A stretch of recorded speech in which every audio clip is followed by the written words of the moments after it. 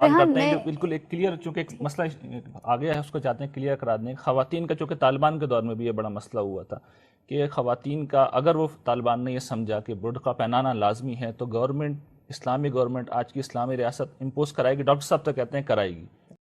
جی میرے نزدیک تو قرآن مجید نے اس کا بالکل واضح جواب دے دیا ہے. آپ قانون کی سطح پر صرف 2 دین کے ایجابی احکام ہیں جن کی پابندی کرا سکتے ہیں، ایک نماز اور دوسرے زکوٰۃ.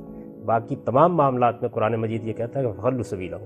آپ اگر سمجھتے ہیں کہ پردہ دین کا حکم ہے، داڑھی دین کا حکم ہے، تو یہ تبلیغ و تلقین کا موضوع ہے. ریاست قانون کی سطح پر، اگر مجھے اجازت دیں میں اپنی بات پوری کر لوں، ریاست قانون کی سطح پر قرآن مجید بالکل واضح ہے کہ اس کے علاوہ کسی چیز کا پابند نہیں کر سکتی.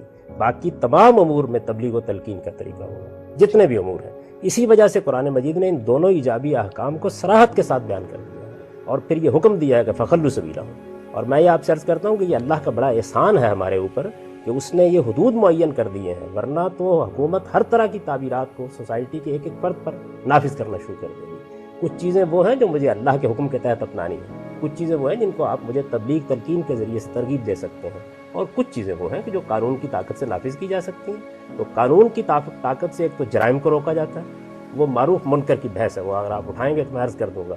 اور باقی ایجابی احکام جو دین کے ہیں، کیا روزہ چھوڑنا جرم نہیں ہے؟ یہ بتائیے، روزہ چھوڑنا کیا جرم نہیں ہے؟ جی بالکل، خدا تعالیٰ کے نزدیک گناہ ہے، لیکن اس کے معاملے میں ریاست کوئی مداخلت نہیں کر سکتی. اگر اچھا کھلے عام کوئی شخص کھانا کھاتا ہے تو اسے نہیں روکا جائے گا؟ یہ بالکل دوسری چیز ہے. یہ تو وہ قوانین ہوتے ہیں کہ جن میں آپ دوسروں کے یا بعض چیزوں کے احترام کے کچھ قوانین نافذ کرتے ہیں، لیکن مجھے بالجبر روزہ نہیں رکھوا سکتی حکومت، مجھے بالجبر حج پر نہیں بھیج سکتی کہ میری استطاعت کا حساب لگائے.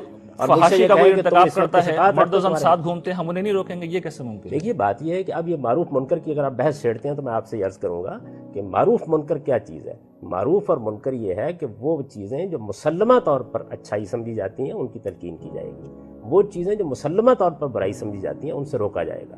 پھر اس کی 2 صورتیں ہیں.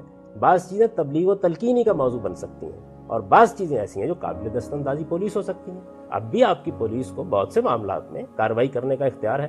وہ شراب پینے والے کو روک سکتی ہے، اگر کسی پارک میں کوئی لڑکا لڑکی بیٹھے ہوئے ان سے بعض وقت نکاح نامے تک طلب کر لیتی ہے. آپ نے قانون بنایا کہ وہ کھانا کھانے کے معاملے میں برات کے موقع کے اوپر کارروائی کر سکتی ہے. تو اس طرح کے جتنے قوانین آپ بنانا چاہتے ہیں وہ آپ پارلیمنٹ میں لائیں گے، وہاں ایکٹ بنے گا. آپ کے نزدیک ایجابی چیزیں صرف 2 ہیں؟ ایجابی چیزیں دین کے لحاظ سے صرف 2 ہیں جن پر قانون کے لحاظ سے کارروائی ہو سکتی ہے. سیدنا ابوبکر صدیق رضی اللہ عنہ نے اس موقع پر جو الفاظ کہے تھے وہ ابوبکر جساس نے نقل کیے ہیں. انہوں نے فرمایا تھا کہ قانون کی سطح پر یہ 3 مطالبات ہیں، لا اکثر دونہن ولا اصل فوقہن.